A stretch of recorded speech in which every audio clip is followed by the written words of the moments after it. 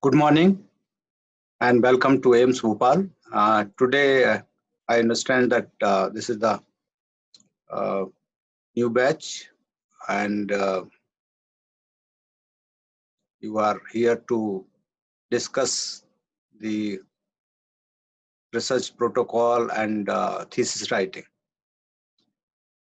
And I understand that except one PhD, all are MD or MS students here, and therefore uh, I have thought this time that maybe let me share some of the slides. Earlier, I used to talk ex tempo, and this time the another reason was that I am not with you physically present, because uh, physical distancing is very crucial in this era, and obviously once you are in mask, then you can't express well, and you can't talk for a longer time. So I hope that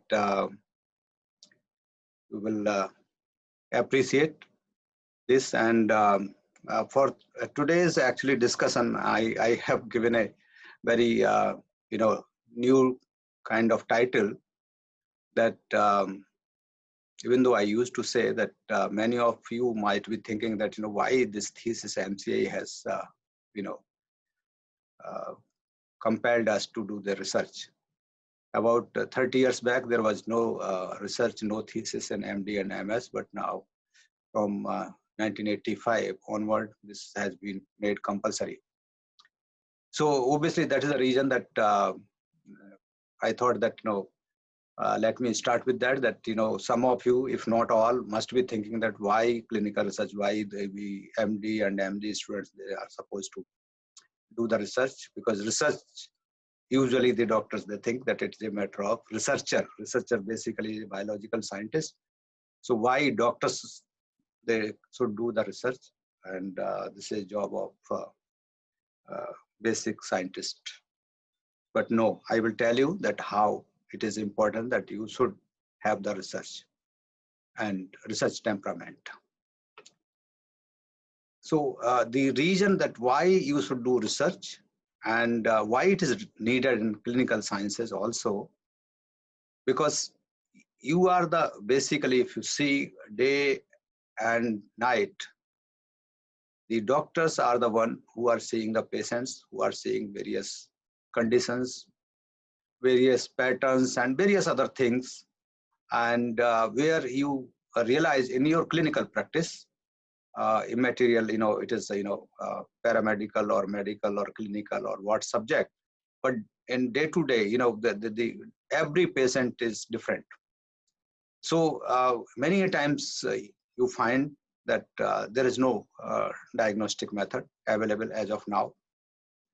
And even if it is there, it is not so fast. I want, just like that. So it is not like that. You also many times, I'm sure that you will, or you might have realized in your internship, and some of you might have done house job also, that many of the investigations, if they are invasive, obviously they are painful also, and not many patients they prefer like that. And then even if they are not painful, they are not invasive, even though they are even faster. So out of these things, they are available, they are faster, they are not even painful, but they are costly. And if not, then they are cumbersome also for those who are doing these tests. For them also, it is very, very crucial. Even the surgical methods or otherwise also, many of these methods, like it is a diagnostic biopsy or anything, it takes time, so they are very cumbersome. And then obviously there are other conditions where diagnosis is not a concern. You can make the diagnosis, but there is no treatment available. And even if it is available, it is very prolonged duration, and maybe years and sometimes even lifelong, like in HIV case or in cancer, it is very, very long. And in many situations, you require hospitalization of the patient. And then to correct or the disease, you require invasive or surgical procedures. Again, cost is always there in India or India-like countries. And then the treatment is also having side effects and other risks, and no treatment is risk-free. And then also many of these uh, treatment modalities, they also have some sequelae or after effects, we say, whether you are giving the antibiotics for a long time or steroids, obviously, then you can have antibiotic resistance and the steroid related things. Surgery, you can have the various scars, deformity, and various kinds of things. So complications are there, so sequelae are there. We also know that in many clinical conditions, the cause is also not known, or it is partially known. In many situations, we know that there are some environmental exposures. We say that, our environment is changing and, air is polluted, but these are not avoidable. You see, and there are other things where the cause is genetic. So you can't do much. You can't do much for that also, because this is it is some social issues or some, customs and, traits or something like that. So these are things which obviously you need to recognize in your day-to-day practice.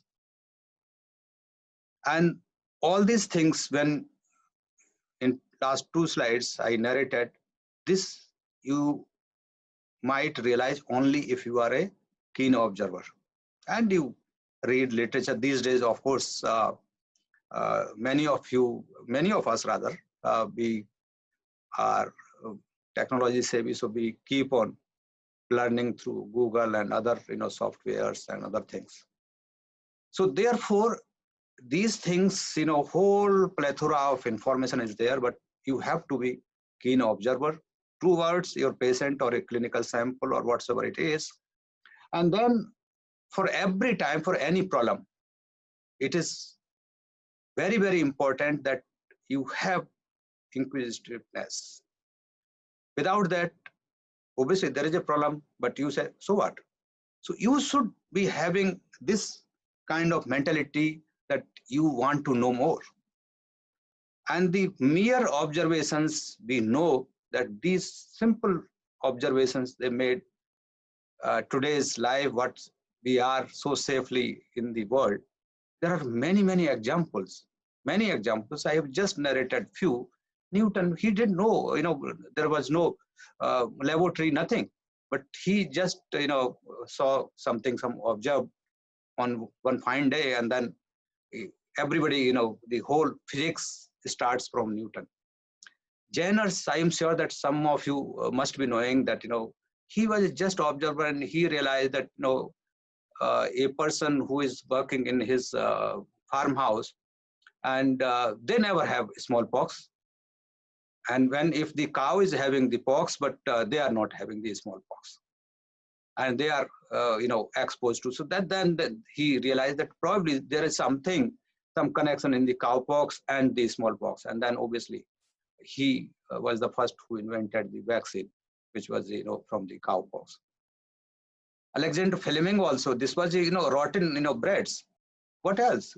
He just observed that something, that is spoils, and this is the thing. And then I am sure that many of you must be knowing that, the discovery of the scurvy and vitamin C association. Probably if you read the history of scurvy, I was just reading a few days back, and I found that there are at least more than 10 books which are available in the Google. And I found that, discovery of scurvy and the vitamin C association was not so straightforward what we think today. Many of the earlier people, they thought that, on the ships, these people, they are, copper, those steel was not there. So these sailors, they used to cook meat in the, copper utensils. So they thought that, copper is the culprit. And then they started cooking the meat in, earthenware or other metals. But then also it didn't help, much. And then obviously the whole story, everybody knows that, ultimately this was found that it is a vitamin C. There are many other examples. I am sure that you must be knowing. I will not take much time, but definitely just I wanted to motivate you that why research is important. Therefore, you have to be, sharp-minded person, of course. And sharp-minded, when I say, it is not necessarily a meritorious one. Meritorious means in educational system, meritorious is different. The other merits are different. There are example, Einstein also is said to be non-meritorious. So there are other issues. And then the most important thing is that your sharp mind, and then you have the tendency to think that how I can resolve this issue. If there is a problem in day-to-day also, just like in any science, in household things also, there are some, I am sure that in your mohalla or gaon mein, there are some, young boys. If you give any problem, they will solve. So they are some people, they always think that, oh, okay, I will do it. I can do it. So they are, problem solvers.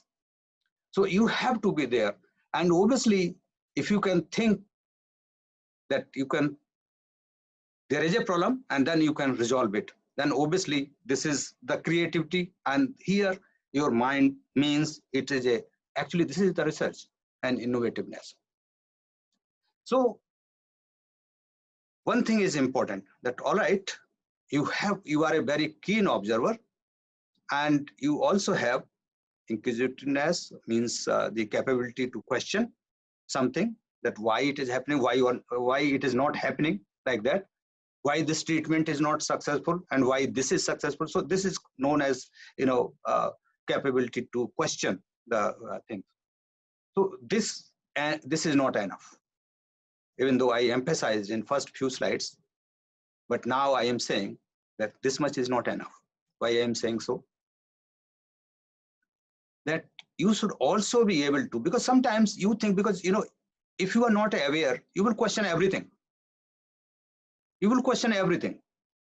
That why why this is being taught in the CMET, why it is happening in the why this kind of thing, why this patient is coming to him. So anything you can think very widely, but until otherwise you know some of the things. So it is not that you can question anything and then obviously you will be innovator. No, it is not. You have to be rational. So you should, before that you question anything, you should note. As a doctor, we are talking of the clinical research. So when you are seeing in your clinic or OPD, you should be able to see that whether there is some pattern in the some of the symptoms or some of the disease or some outbreak, some new bacteria, some new parasite, or some new histological finding or new drug or anything. So that is there. And then if there is any trend which is going up or down or something like that, is there any sequence of events? This something happened and then, like, because you are Bhopal, so obviously always, obviously we cannot think anything else in Bhopal better than, the gas tragedy. So that is very important. So you should have the sequences, and then if you can put these pieces together and if you can correlate if that there is something, some association with that, then you are noticing pattern, you know that there is a trend, but your brain, because you are new, you are first prof only in your first year, so then you may not be knowing. So then you discuss it with your colleagues and seniors, because if you do not know, that does not mean that the whole world or your teachers or nobody knows that thing. So many times you think everybody, nobody is perfect. So sometimes even the teachers know, students know more than teachers. So say for example, yesterday I was doing something on YouTube. So my assistant told that this is done like that. So if I don't know, and then I can say, no, this is innovative, I am doing new research. No, it is not. It is not that simple. You should discuss with your colleagues that this is this. Then, you search the literature also. If your colleagues, they do not know, your teacher must be knowing. So you ask your teacher supervisor, what we call in this situation. And even he says that no, probably I don't know, but then you again cross check from the literature that yes, this question which I am thinking is not available. There is no answer to my question. Then that becomes topic of your thesis. So that is very, very crucial. So well considered reasoning has to be there within yourself. So you think, you analyze patterns, trends, and everything, association. You think that this is association, and then you critically evaluate. You discuss with your colleagues and teachers, and then you also search the literature, and then you find yes, this is the question which is not answered, and now I want to work on that. So that is very, very important. For that, to resolve that problem, you have to have some idea. And once you got the idea, then outline your question, that this is my question, and then this is my solution. So question has to be there, and then after question, you should have a plan that this is my answer, or I want to answer like that. And then you discuss with your supervisor, and then obviously, as I said, consult the literature. So you should have question, and if you don't find any answer from your teachers, colleagues, and literature, then your idea how to resolve it, that should be there. And then you should say that I want to resolve. There are, as I said in the first few slides, that many of us, we know the question. There is a question, but we don't know answer, that how to resolve it. Many times you know the answer also, but it is very difficult to practice it or translate it, your idea. So like sometimes you say, I'm just saying some examples I am saying that population is real problem. So when somebody can say that, you know, आप 3-4 metropolitan वो city हैं, उन पर बम छोड़ दीजिए, population कम हो जाएगी. Can we do it? No. So your idea, your solution should be workable solution. That is important. So that is very, very important. And then preferably, if it is possible, you just think and in your brain pre-test it. That I want to do this, I will do this, I will do this, I will do this. So that is very, very important. You collect the all information, you find out that, you know, this is the information I have collected, and this I am going to this, like say for example, if you want to go Indore, you would like to see that Indore kitni dur hai, kaun se road se jaunga, kis vehicle se jaunga. So that kind of thing has to be discussed and thought of, well thought of in that. How many cases you want to take, say for example, it's a clinical trial or something like that. What information from these patients you want to collect it, and what investigation or, you know, intervention you want to do in these patients. So these all things are very, very important. And then once you have pre-tested, means work plan is perfectly fine, and then obviously you have designed the study. And then in the detailed study, so roughly you have thought that I want to this, and then comes the issue of detailed study plan. So then you have to collect the basic information you have, and then what we in the thesis protocol, what we say, introduction or background. Then what are your thoughts about, if you have thought of any mechanism of disease or any pathways, or if you are depending on, you know, what kind of research you want to do, some receptors you want to study, new receptor, new biochemical, you know, cycles you have thought of or you have searched of. And then if this information or related information, sometimes that, like, you know, in corona, I will give you an example that we know that ACE2 and ACE1, ACE2 is a precursor of ACE1. And that is the reason because the receptor of coronavirus is ACE2. And then this is the reason that probably the hypertensive patients, they are more vulnerable and they are dying more frequently. So this kind of thing. So, you know, sometimes precursors and, you know, immediate and, medium kind of, you know, products, they are also very, very important. And then what is your novel approach, which others could not do? That is very important. That when you are thinking something, you should also think always in your research methodology that why I am think others, why they did not think it. Maybe outstanding, maybe brilliant, but also give a thought always that what I am thinking, is it that I am so outstanding? Always criticize yourself. This is the best approach for improving yourself. Always criticize that क्या मैं ही ऐसा आदमी हूँ, किसी ने पहले नहीं सोचा, पहले किसी ने क्यों नहीं सोचा, ऐसा हो सकता है किसी ने सोचा हो. Then negative research भी literature में मिलती है. So try to find out negative research also. Somebody, what you are thinking, the same kind of thing somebody else also thought, and then the experiment didn't work. And then finally, this was obviously was done away with. So that is very, very important. Then if it is a novel, obviously, whether you require any basic biologist to help you or paraclinical departments, so then you develop the collaboration, or you need other departments, say for example, community medicine or others. If it is a community based, then also you have to ask for our collaboration. So this is all these things, they need to be discussed with your guide and then noted down. Whether it is also important that whether you require some other than basic science. Sometimes you don't require basic science, but you require animal experimentation or cell lines. So then that is also very important. If you are asking for the animal experiment, because if it is a surgical procedure or some vaccine or some drug development, then you might require the animal experimentation. So that for that, which animal you want to study and what is the model?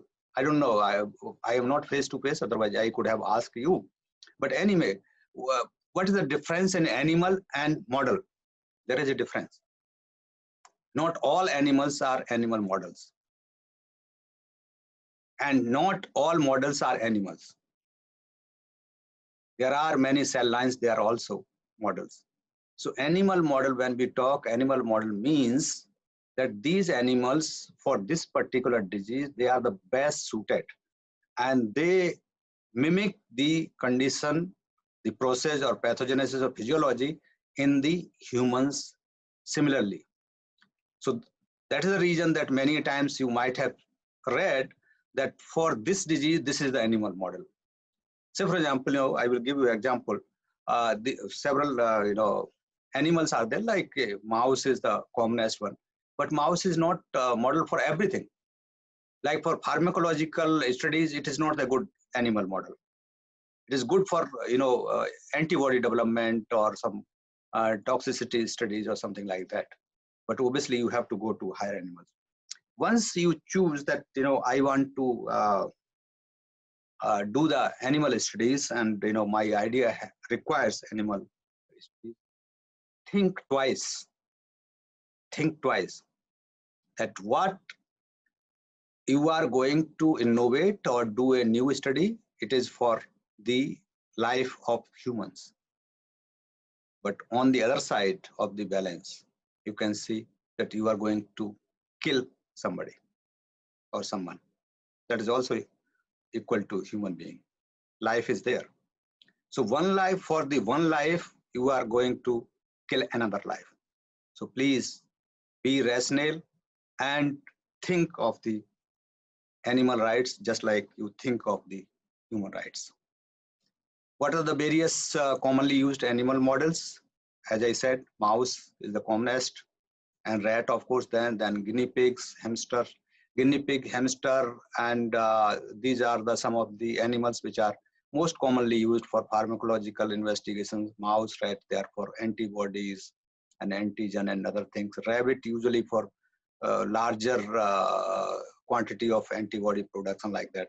And then then comes the higher animals, what we call. So up to this, up to ferrets and even fowl, they come in the small animals. And then sheep, goat, horses, pigs, monkey, chimpanzee, armadillo, etc. They come in higher animals. So the permission for the small animals is easier, and it is given at the level of institute. but for the permission for the higher animals is not given at the institute level. So you have to apply, and it takes longer time and the application goes to Delhi and then Delhi to Chennai. So that is, there is the CPCSE headquarter for the higher animals, and they examine, and it takes about more than 6 months, usually 1 year. So for MD/MS students, I would not suggest that you should go for that. Most of your studies, if at all, you should try to resolve without animal models, if at all. I'm not saying that you shouldn't do animal studies, you should do, but all these things are very, very important. So these are some of the animals, as I was saying. I am sure that you must be knowing, but I am sure that if I ask you, if I was physically present there, if I ask you that how many of you know the difference in the rat and mouse, I think more than 90% of you will not know, definitely. So let me tell you what are the differences.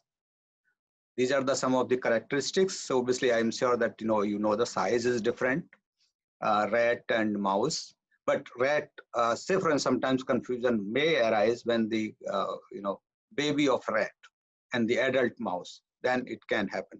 But in adults, if both are adult, obviously the size is different. The weightage is also different. The snout is very important. The rats, you are having the blunt one, and then here it is longer, pointed with whiskers. Ear, they are very, very important because they are most of the times, these are the ears are the hallmark of identification, and tail, ear and tail, these are the most important thing. So the ears are larger in mouse and smaller in rat compared to their body. It is a comparative to their body. And the tail is smooth, hairy, and here it is hairless. And then this is not many people they can see, but this is also important. Then skin also, uh, uh, mouse usually they are, most of these they are chikne hote hain, and their rats are like coarse one. Gallbladder is present only in the mouse but not in the rabbit, so that is important. Then there are some rules and regulations, and these are governed by Government of India Act for Animal Protection, and they were formed in 1960, then they were modified in 1982, then 2001, 2006, and then the draft is already ready in India. In 2019, USA has already passed what we call Blue Book, but in India it is in the draft form. So obviously that the basic rule is that there is central body, what we call Committee for the Purpose of Control and Supervision of Experiments on Animals. In short, abbreviation is CPCSEA, and this is Ministry of Environment and Forest and Climate. Earlier it was Ministry of Environment, now Forest and Climate is also under the same ministry. And then under this, all institutes, wherever research is being carried out, they must have institutional animal ethics committee. So if you are planning for any animal experimentation, you must submit your application to IEAC, and that will approve it. So main functions of this body are obviously that they register. So our institute, we have the registered, and Dr. Ashok Kumar looks after, who is in biochemistry. So registration is done, and our animal ethics committee and our animal house is of course registered with that. And then obviously then nominees are there, committee is made, and then this approves all the protocols. IAC approves, but these are to be submitted to CPCSA time to time. And then obviously for recommendation for higher animal also, it has to be, even though the institutional ethics committee, animal ethics committee doesn't have right to approve, but all proposals for higher animal, they must go to CPCA through IAEC only. And then obviously if there is some violation, then CPCA also acts against the institute. So at that time, not IAC or Animal House, but whole institute is considered as violating institute. So that sometimes is very serious, and very stigmatic. So then obviously the what the Institute Animal Ethics Committee does, that they supervise what experiment you are doing, and they also take care of the animals, and then euthanasia, and then replacement. And they obviously, IAC until otherwise very rarely we have, but most of the IECs, they are having only permission for lower animals, small animals, what we call, not for higher animals. Very few institutional ethics committees they have, or animal houses, they have the permission for that. But usually, so they are using the small animals, usually rodents. And then obviously if you are looking for the animal experimentation, and if somebody is member of the IEC also, I thought this is very important to discuss with you, that before you think animal experimentation, think about 3 hours. These days even 5 hours are there, but 3 hours are approved by ministry, and they are very, very crucial. So before you think that you want to do animal experimentation, prove your hypothesis or chemical or drug, whatsoever it is, doing the in vitro techniques. So that is there. I always emphasize, because I have been nominee of the CPCA for last 20 years, and I have been associated with the CPCA, and I was the nominee for many, many institutes in Delhi, Haryana, Uttar Pradesh, and all these things. So I have been very strict and about that. So this is very, very important. Until otherwise you have shown any effect, and safety studies have been done in the cell line or in vitro or even ex vivo, then till that time I never used to approve the animals. So that is very, very important. Preferably you first do in vitro studies and then safety studies, and even after that it is preferred that you should do ex vivo. I don't know how many of you know, but ex vivo studies, that you take out the blood or any tissue, and in the laboratory you study the experiment, you do the experiment and see the effect on the cell lines, cell pattern or pathology or whatsoever it is. And then also these days there are audio visual or virtual experimentation are also there. So try to those. We also advise that rather than doing, if you want to do any you want to do some ex vivo study or something like that, try to get the animal tissues from the slaughterhouse rather than killing your own experiment. So preliminary studies, they must be done, and they should preferably be done from the slaughterhouse material. So that is very, very important. We did many, many studies using the higher animals, and so that is very important. Obviously, you should restrict your study. MDMS, of course, you will not require in any case, but for sake of knowledge, you restrict your experiments only to lower animals, and then preferably, I would say that you should go in the last only.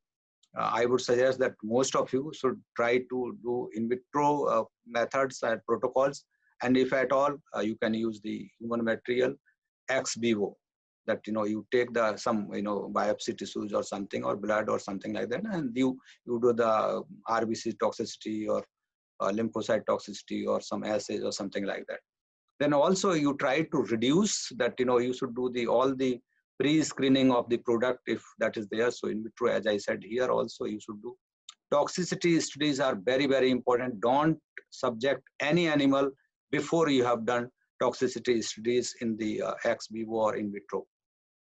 Also think of ethical and social consideration, because some of the animals, they have social aspects also. So that is also very, very important. Then is minimum number.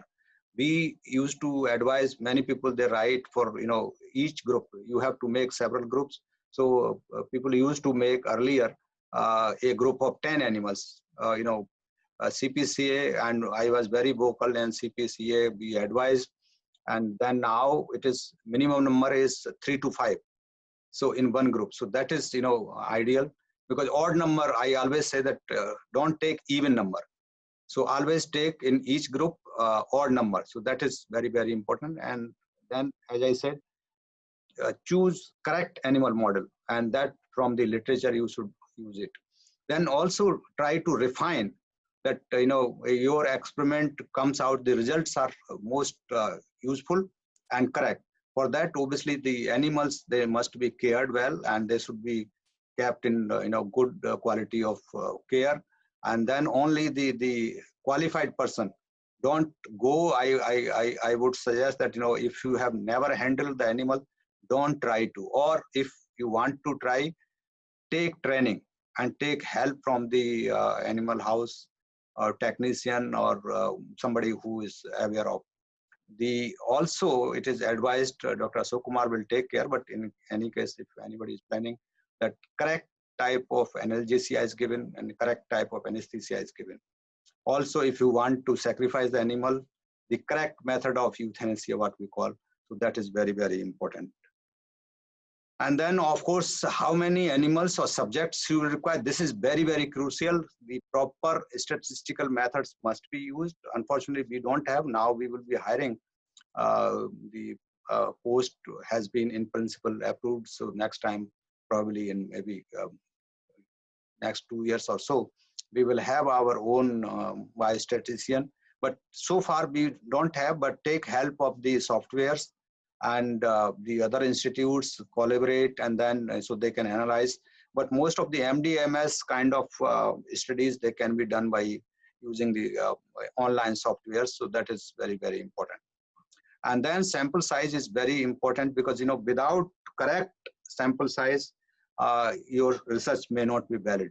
Some of the faculty members in the community medicine, they are good, so take help from them. If you are not aware of the software, they can suggest you. Then obviously the controls are very, very important.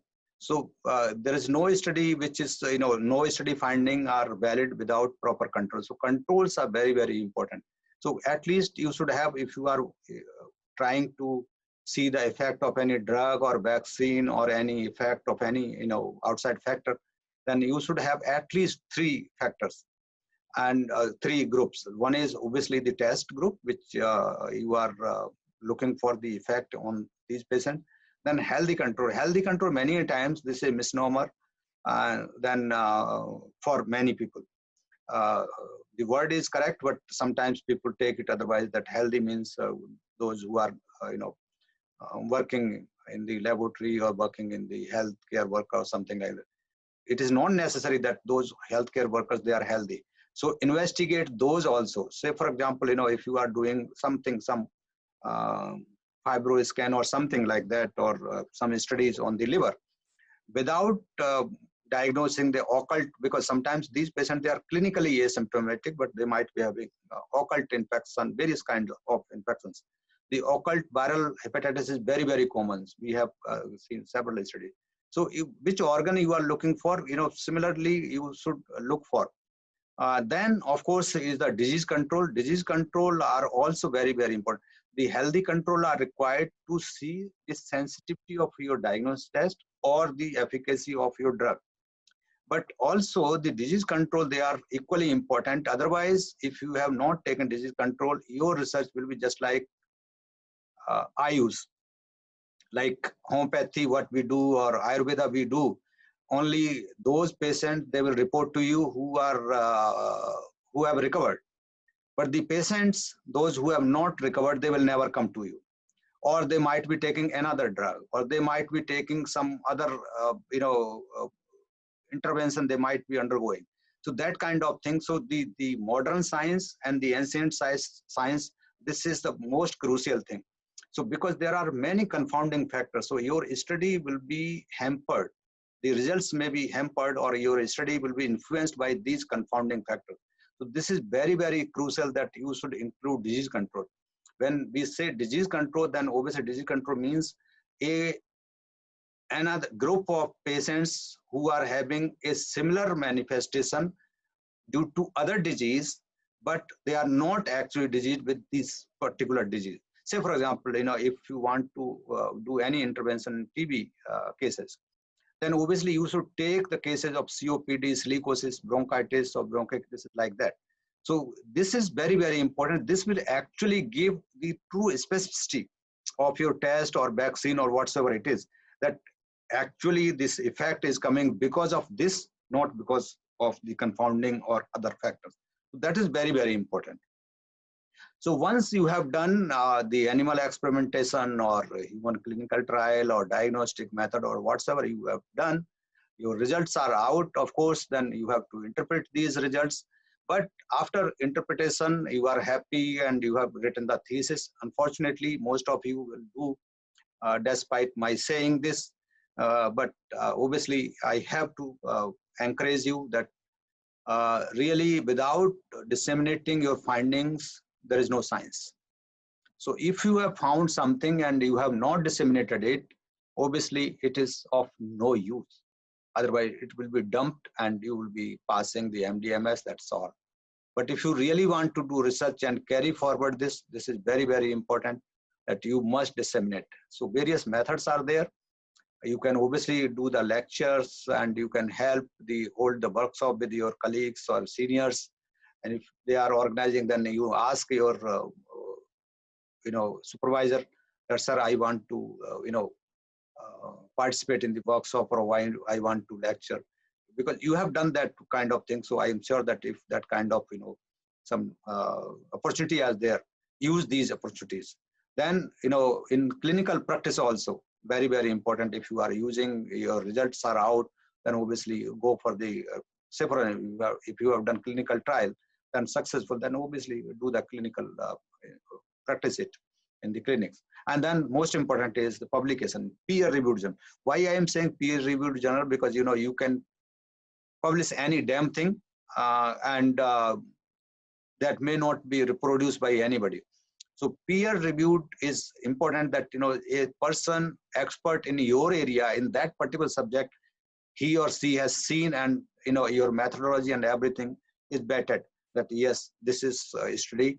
And then of course, once your study is peer reviewed, most likely this study will be cited by others and reproduced by others. Reproduced means somebody else, you have written this protocol or this method, somebody else, if another lab sitting in Italy or China, they also do the same protocol, they can also find the same result. That is called reproducibility. So if your study is also reproducible, you will be a really hero. And obviously after dissemination, as I said, that you can obviously, the most important is that you got your research should be for the human use. And this will obviously, as I said, that once it is cited, every citation, because whenever I see my citation or my publication, this gives most satisfying experience. So that is very, very crucial. So you should have this tendency that once I can tell you that once your study is published and first time you will see, the feeling will be different. For me, it was totally different. And then of course, the satisfaction, that's what I'm saying, is most important. Then slowly, if your study is cited and cited and cited, hundreds of people cite your study, then obviously you will be recognized expert in that field. And then of course, you can have this work can, make your career development very smooth. And of course, you never know, your name can be written in the history. And therefore, in the last, I would like to say, I think that the clinical research and basic research, they both complement each other. But of course, the clinical research is ultimate, or the end point, we can say, and the final aim of any research. Basic research cannot be done by mere observation, but yes, of course, as I said, clinical research is possible. Without spending even a single penny, you can do research. So this is the beauty of clinical research. Those who are in the clinical department, this is really something wonderful. And of course, for that to happen, you must be keen observer, analytical mind you have to have. You should be critical and you should be unbiased. Unbiased, when I say that, you should not think that because I am doing it, thoda sa kar lete hain, because मैं तो सोच रहा हूँ, यही सोच रहा हूँ, मेरा result ऐसे आना चाहिए. No. Negative results are also equally important. So I think with these words, thank you for patient hearing, and I wish you all the best.